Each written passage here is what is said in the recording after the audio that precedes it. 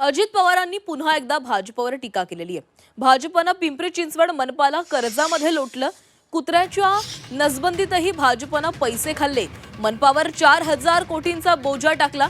अजित पवारांनी पुन्हा एकदा भाजपवर ही बोचरी टीका केली आहे। पिंपरी चिंचवड महापालिकेमध्ये कुत्र्यांच्या नसबंदीचे पैसे सत्ताधाऱ्यांनी खाल्ल्याचा आरोप अजितदादांनी केलाय। पंतप्रधान आवास योजनेतही भ्रष्टाचार केल्याचा आरोप त्यांनी केलाय। महापालिकेत 40,000 कोटींची कामं केल्याचा दावा भाजप करतो, मात्र विकास कुठेच दिसत नसल्याचा आरोपही त्यांनी केलेला आहे। एवढंच नाही तर महापालिका 4000 कोटींच्या कर्जामध्ये लोटल्याचा आरोपही त्यांच्याकडून करण्यात आला आहे।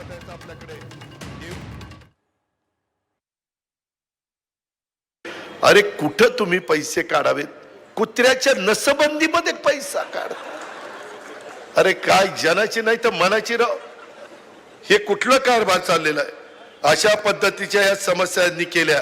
पंतप्रधान आवास योजनेच्या प्रकल्पात भ्रष्टाचार, याच्या संदर्भात स्मार्ट सिटीच्या नावाखाली जे काही तुम्ही केबलचं काम, संदीप केबलच्या कामामध्ये भ्रष्टाचार झाला नाही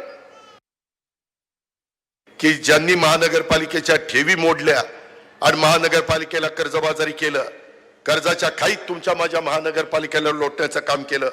विविध विभागाचे दायित्व 4000 कोटी रुपयाचं देणं, वेगवेगळ्यांची बिलं देणं बाकी आहे आणि 40,000 कोटीचं काम झालंय म्हणून सांगतात, परंतु काम दिसायला तयार नाही।